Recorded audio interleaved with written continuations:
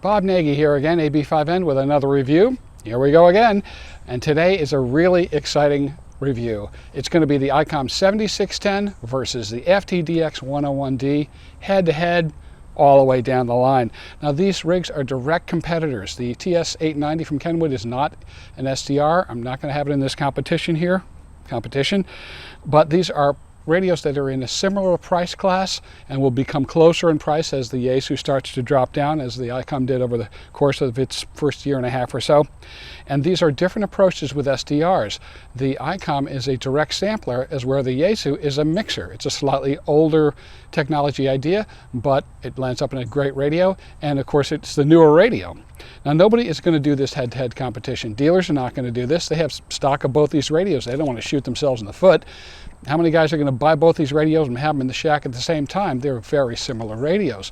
But what I'm doing here is I'm going to do this video so that it reduces your risk when you go and buy the radio. You pick which one you want to get, maybe based on this review, and you want to be thrilled with the radio. You want to be sure about that purchase, because what I'm doing here is one of these radios will be sold. I don't know which one it's going to be. And I'm not going to crown one of these radios the ultimate king radio, because really it's a matter of personal preference and brand preference and other things, your operating style, that I hope that this video will help illuminate and, you know, make you feel you're clear about knowing which one of these radios really suits you.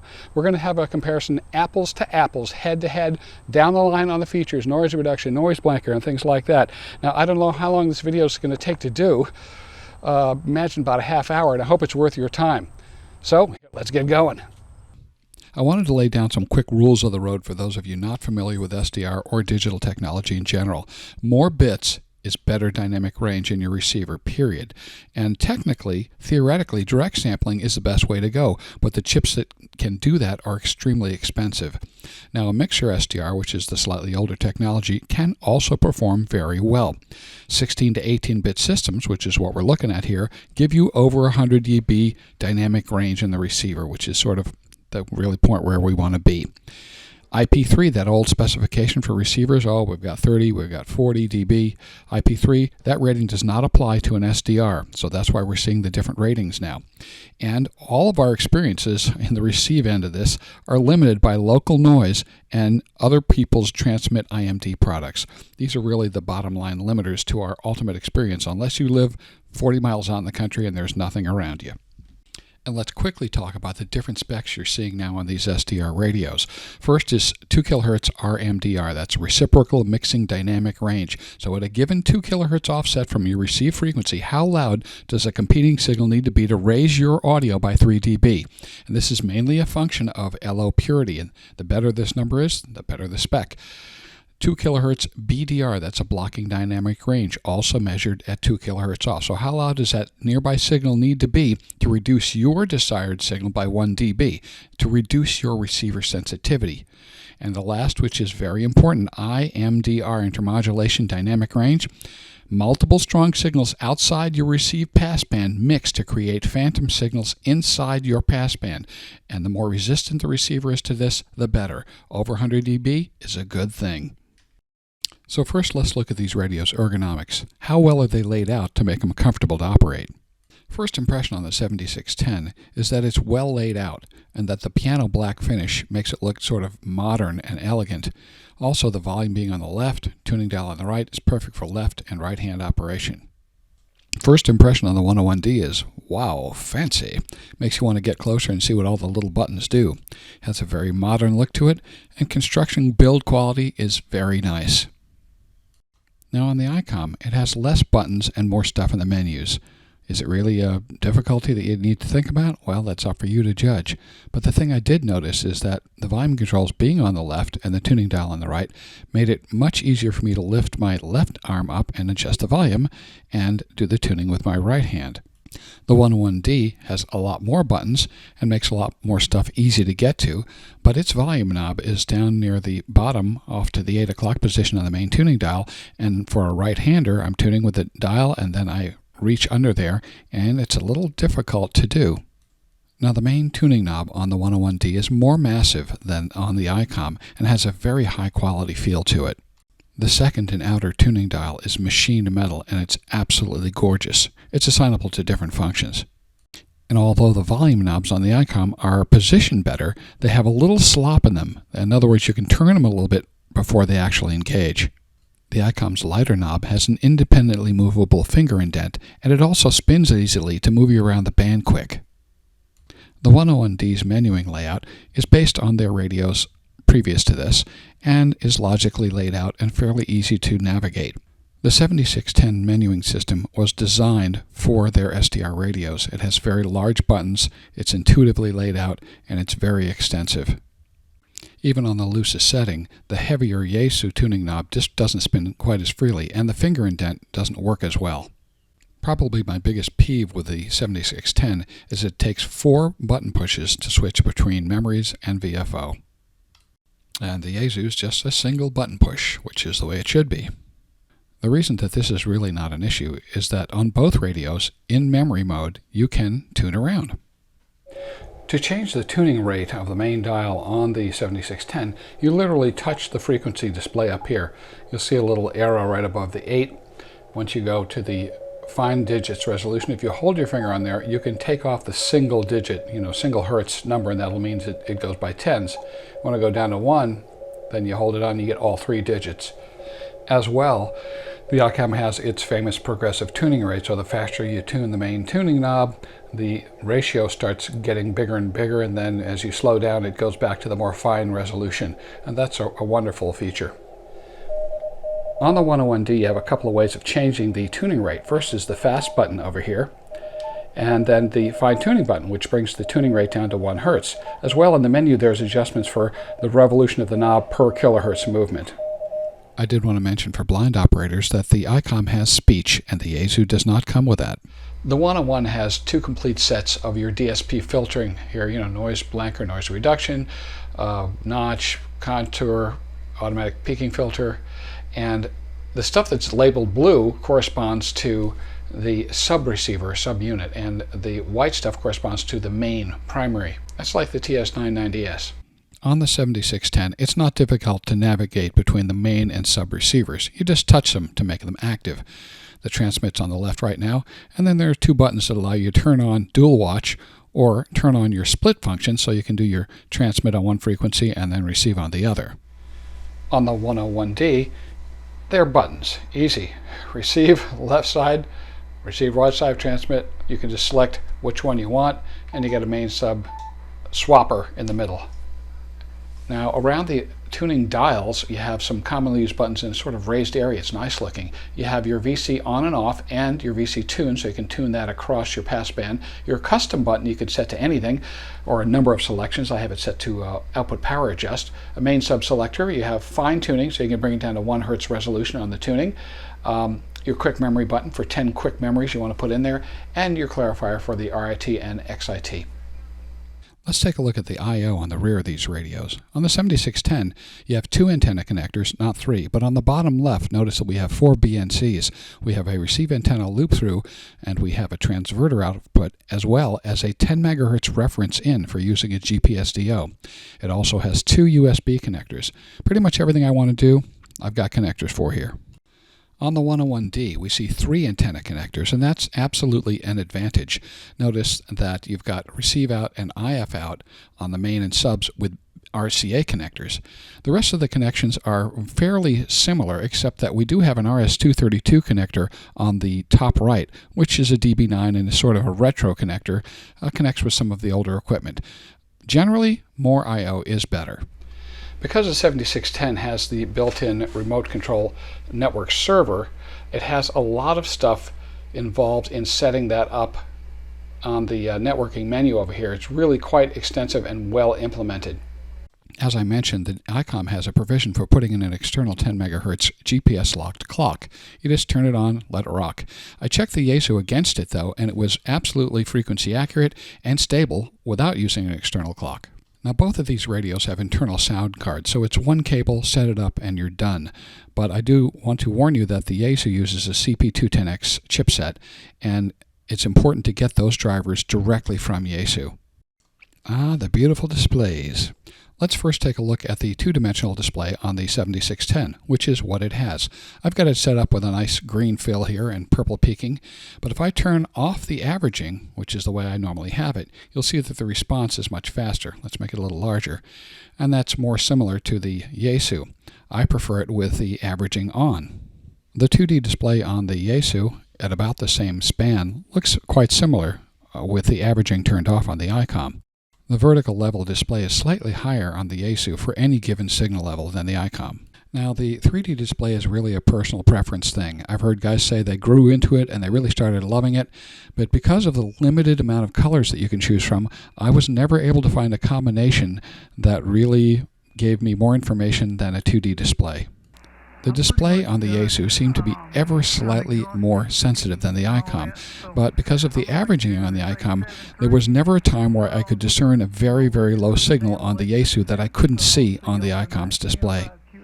Now, you may not be able to tell it from the video, but the ICOM screen is contrastier. It is punchier from black to white and just has more contrast. Now, there have been some issues on certain ones of some burn-in problems if you leave the screen on all the time, and ICOM, I think, is replacing these screens free of charge, even out of warranty, so that's not an issue. In fact, the new screen replacement is supposed to be even contrastier. What's interesting is that even though the Yaesu has a lot more buttons on the radio, in everyday operation, I find myself touching the screen a lot more on the Yaesu.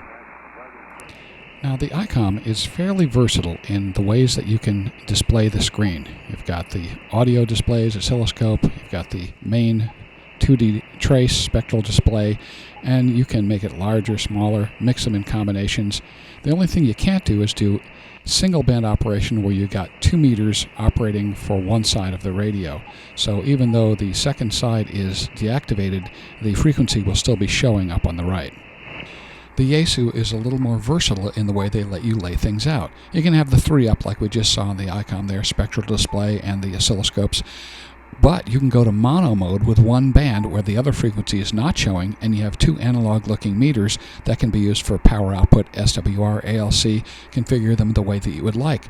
Plus, we always have the top right zoom-in display where we're showing the activity of the filter bandwidth on the actual signal that you're looking at.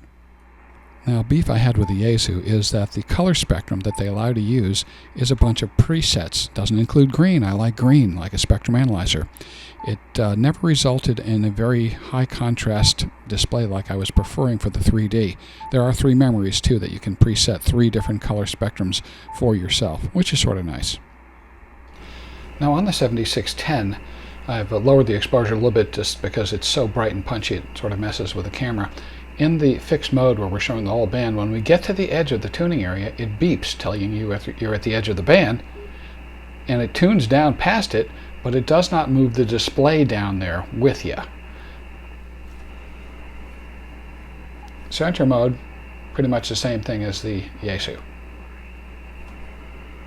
Now on the 101 Delta Yaesu, when you get, and you're in cursor mode here, moving to the right, it actually moves up the band. It is tuning like the ICOM, but it's moving the display up the band as well, dragging the display with you, so you see the signals moving to the right as I tune down the band.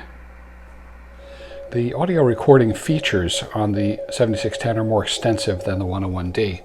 We go here to the menu, go to record, and we have not only recordability for outgoing TX messages, but we can record the incoming audio at any time and then store them on here. And they're on the SD card. Relay for the Beaver Fox station, over. Translate 39er relay. Translate 39er, go up your relay. Translate 39er relay. That's a good one for you to check out. 7615 Tri-Blade. I don't know what this stuff is, but What I thought I heard. Translate, net 8er relay. in the 7610 menu, if we select voice, we have our transmit record slots over here.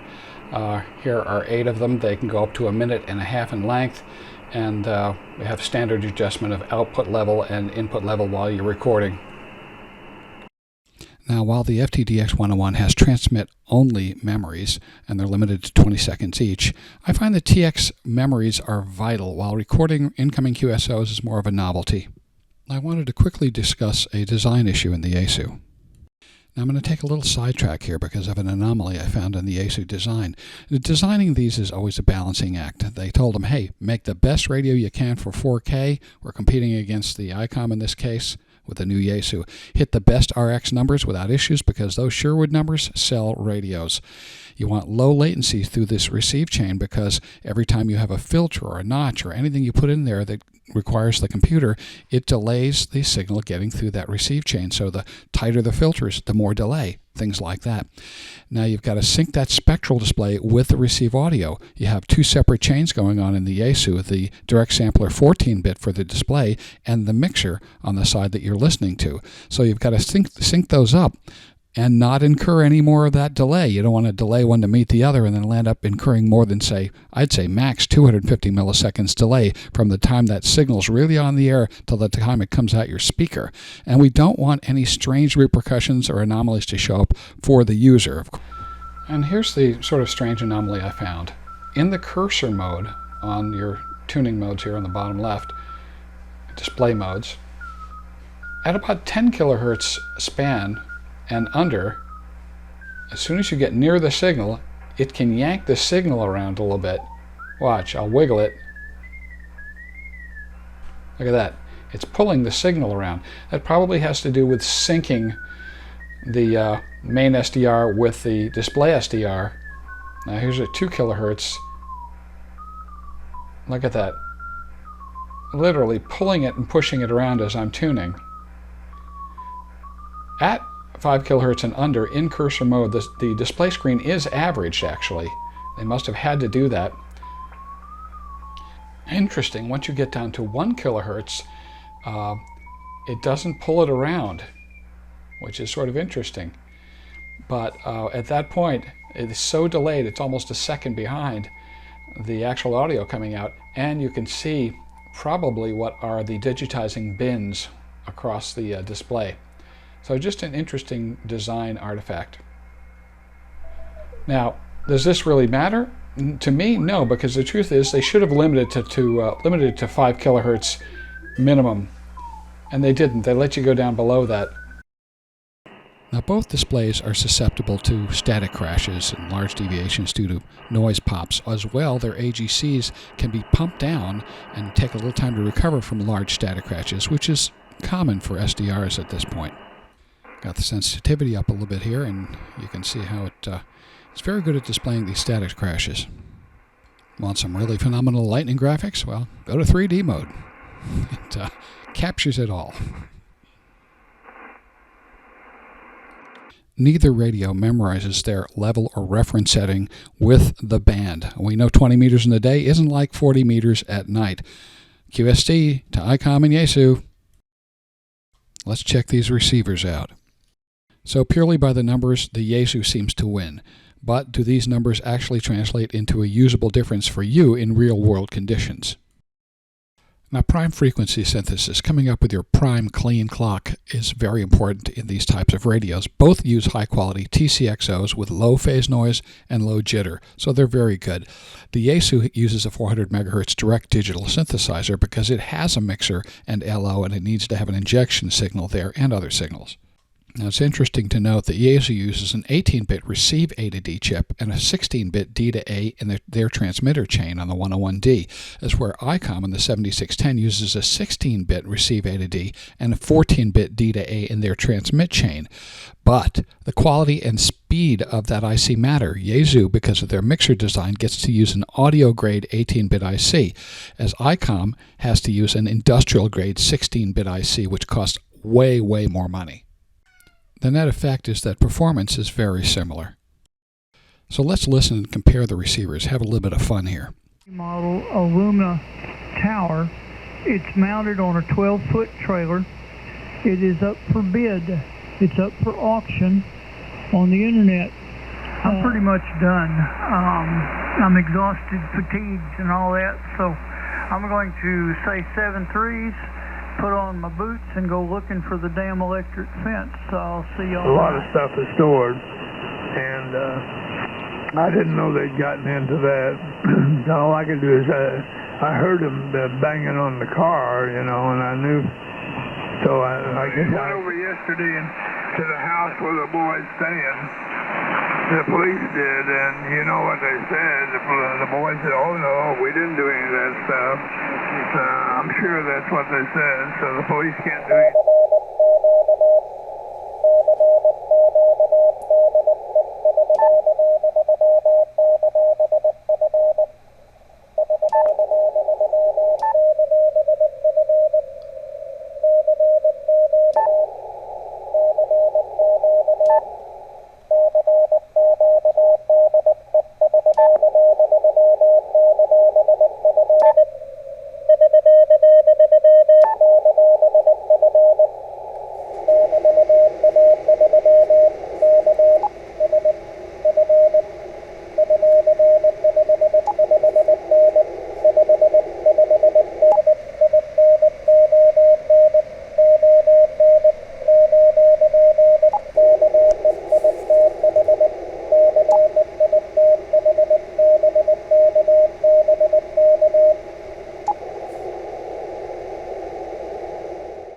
To adjust the general bandpass filter on the 101D, you just are turning a knob, and it goes from 4 kilohertz all the way down to 300 hertz. On the 7610, for receive filter adjustments, we have a filter button over here, and it basically selects between 3 presets that you can have set up. If you hold it down, each of these presets, the 1, 2, 3 filters, is adjustable separately, and then you can change, of course, the shape of the filter, sharp and soft, and the bandwidth definitions, and then it has it in these 3 presets that are quickly attainable through just pressing this button here. 1, 2, 3, it cycles through them. And now the magic DNR, digital noise reduction. Alpha Alpha 1 Lima Yankee AA4JU. Well, it sounds like you've got some really nice projects. There's a portable station I take sometimes, depending where I go. 60-foot piece of wire with a 10-to-1 balun, and it works pretty well with an automatic tuner. It's a pretty basic one, and it tunes from 80 all the way up to 10 meters. In old times, down the electricity bill. And by the way, a lot of people thought I was in electronics, etc. I said I was a glorified joiner. That's the ultimate in woodworking and that, etc. I won't go too much until next time there, but had a lot of help from a lot of people there over the years. Look forward to working you again there, and say hi to the dogs before they take the pants out the back of the postman. So my observation is that the 101's DNR is more effective, but even a setting of 1 is very strong. It uses 15 selectable presets or algorithms, and it does cause a little distortion at all settings, especially on very low signals. Now the 7610 DNR is totally clean and linearly adjustable via a knob. Its effect is very subtle, and sometimes you can even forget that you have a little bit of it on. On the ICOM, it is possible to actually adjust your attenuation levels. So if you hold your finger on here, you have 3 slots, 6, 12, and 18 are defaults, I believe, but you can then adjust each one of those individually. So I could say take the 18 dB and decide, I want to make that 45 dB. So these are 3 independently adjustable attenuation slots. Let's take a look at the notch filters. Now, a good test of the automatic notch filter or the IF notch filter, which is manually adjustable, is to use WWV and just go ahead and go into sideband mode, offset tune from it a little bit, and it creates a nice heterodyne. And they also modulate it with an audio tone, which means it produces a couple of extra tones for most of the minute. So let's take a look.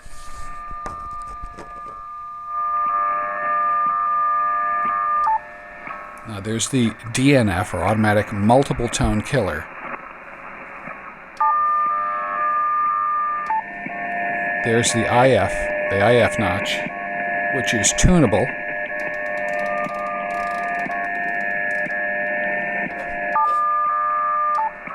But it doesn't kill all of the carriers like the DNF.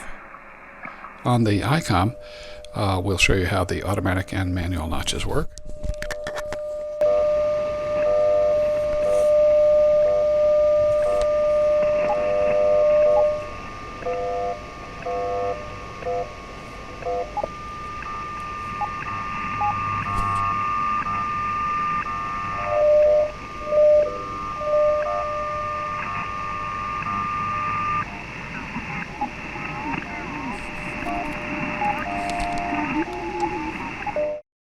noise blankers.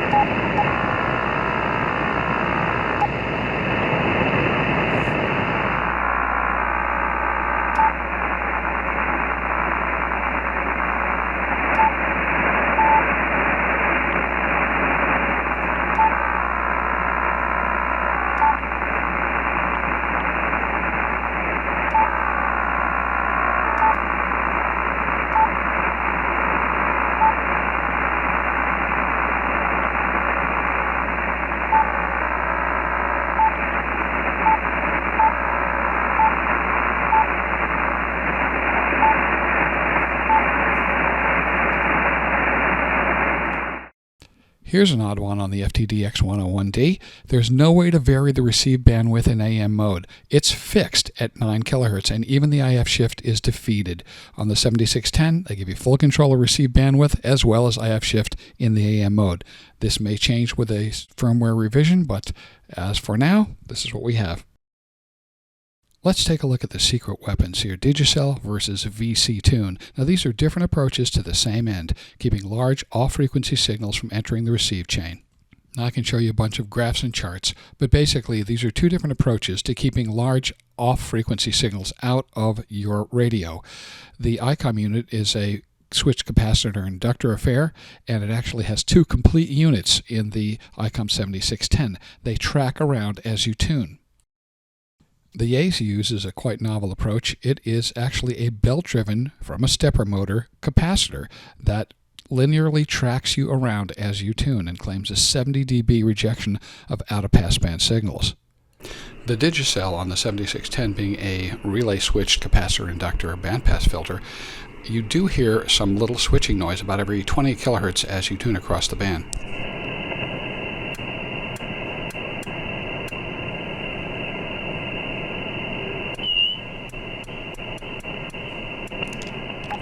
It also does allow you to tune across the center of the passband, like the VC Tune, but the notch is not quite as deep and narrow, so even if you're off to the left or right fully, I haven't found it to be very useful in knocking out interfering signals to the sides of the center of the passband. Now let's take a look at the VC Tune on the Yaesu. Notice the little box to the right of the power meter? Well, that's where you have the zoom-in view of the actual passband, and you're going to see the VC tune across that little area.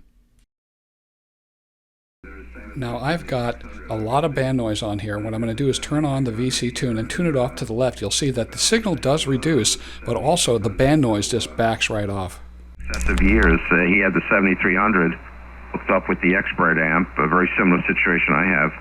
Now he has the 7610, so he sold his 7300 and has the 7610 on the ship as well as the expert, and of course he uses a double bazooka. Now, of course, just lowering the, or kicking in attenuation can cause a similar effect, lowering the main signal and lowering the background noise, but VC Tune does it a little bit better. It attenuates the desired signal just a little bit less. So let's take a look at the built-in decoders. Note that the ICOM does not have a CWA decoder, but it does have the RTTY and PSK31.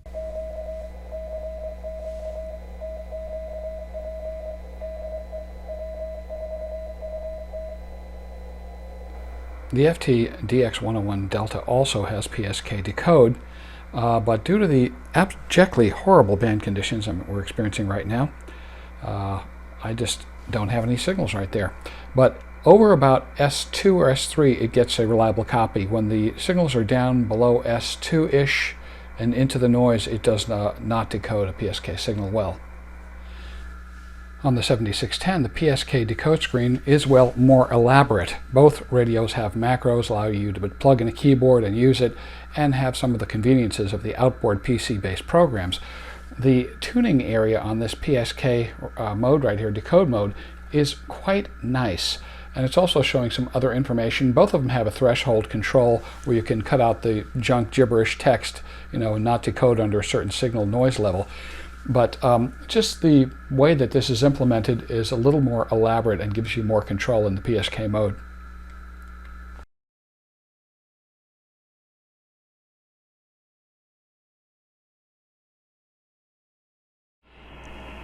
I did want to mention something that is a slight difference in the way that these radios implement their RF gain controls. On the ICOM, you are allowed to set it as RF gain / squelch, such that as you turn it up, the first half is your RF gain, and then it kicks in a squelch. And why is this useful? Well, on band B, sometimes I listen to 6 meter simplex 52525, and I've got the squelch turned up on it on the other control, on the sub here. But on the main, I want to have an RF gain control because I am using single sideband. And these are not separatable on either of the radios, but on the Yaesu, it does not have an RF gain / squelch option such that you have RF gain or squelch. That means that I can't really listen to 6 meters on the B band in FM with the squelch turned up and still have an RF gain on the prime band in sideband.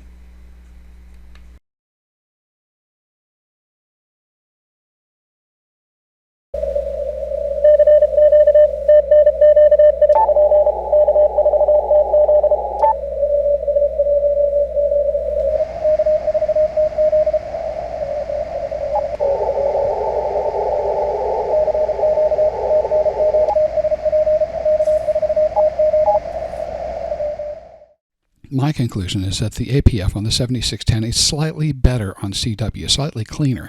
The DNR, though, is much better on the 101D, but always adds a little bit of distortion in CW and SSB, and it's heavy-handed, doesn't have any low settings.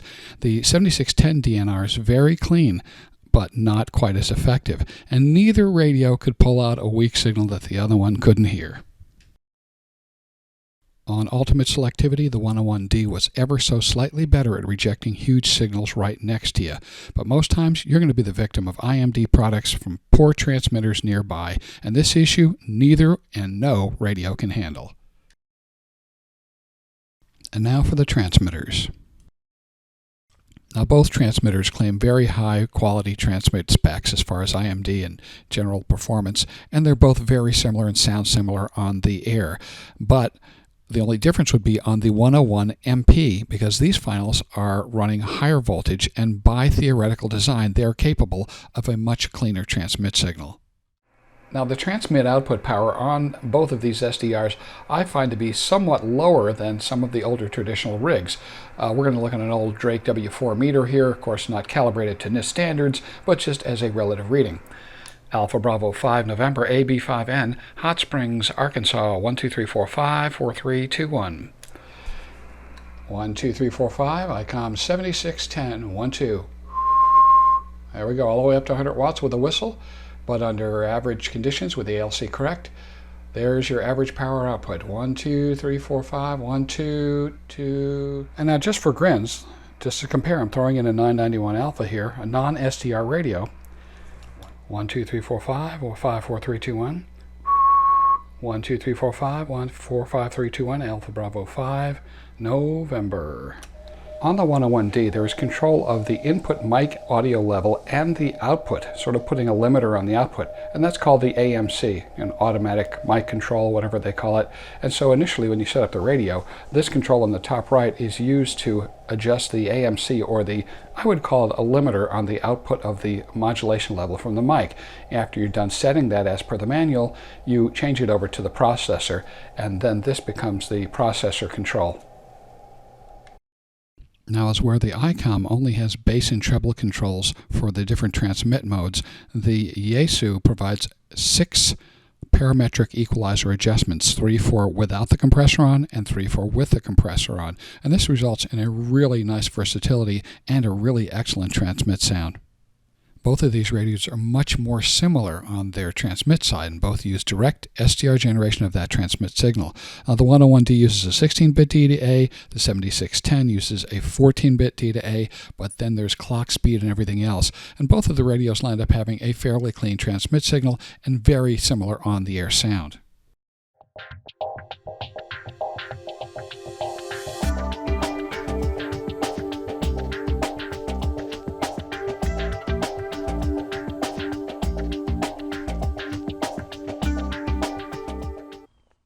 So bottom line, My feelings. The FTdx-101D is currently $800 more than the 7610, which has flattened out in its price curve at around $3,000. I expect that 101 to come down over the next year, be about $3,300, $3,400 at Dayton Xenia 2020. I do expect it to still stay $200, $300 more than the ICOM. It's a pretty complex radio, so that's about the price points we're looking at. Fun factor, bottom line fun factor, I really like the way the 7610 flies across the band. You spin that dial, it's a little lighter than the one on the 101, and it just flies across the band, and then that progressive tuning that ICOM has, you fly across and then you zone in, and all of a sudden you're back down to a more fine tuning ratio, and that really is a strong thing as far as your interface with the radio. The Yaesu gets you around as per normal, nothing wrong with that whatsoever. I personally like the 2D spectral display on the ICOM better because I'm old school. I like the green, I like that sort of green spectrum analyzer look, and the averaging, without having averaging, Yaesu's displays are at a disadvantage, and this may occur. I'd give it a 50-50 chance that Yaesu will implement averaging in their 2D and 3D displays in a firmware update, but there's no guarantee of that. So the 101's a little less frequency agile, but not any great concern there. The 101 has greater QRM fighting features. That VC notch and their noise reduction, DSP noise reduction, is really superior, and that's really nice. Now, is it going to enable you to pull out a signal that the 7610 cannot? That's questionable. Sometimes I found it to be an advantage, and sometimes they're about equal. So both of these radios are capable of pulling out small signals all the way down to your local noise level, because really, here I am in suburbia, the background noise level, the air conditioner, these Chinese junk electronics in the neighborhood generates all kinds of garbage across my spectra. It raises that noise floor in the day, especially, I can see it, and you are noise limited. That's just a fact of life. We got to live with it. So either radio is going to give you a really on-air experience that is second to none. HF is not that difficult a medium to design for. That's my idea. Now, even though SDR gives us the opportunity to fix these radios or upgrade features or do little things to them by just changing the firmware, you look at a company like Flex down in Austin, they have a direct flow of information back and forth, that what do you want, here we go, upgrade, and the radios are constantly evolving in a interactive way.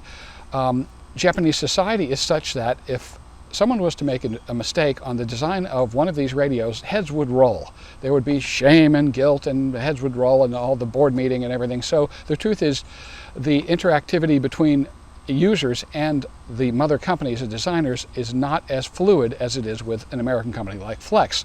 So that's a reason to sort of lean towards the Flex. Hey, it's domestically produced as well for you USA guys. If they were to do a drastic change in the operation of the radio, that would be like saying, we made a mistake. And that's not something that they like to do. So what you normally see in these companies is minor tweaks and fixes along the software chain of just minor stuff and no drastic changes. Will we see an averaging added to the Yaesu? Please, guys, that would make that radio really, really wonderful.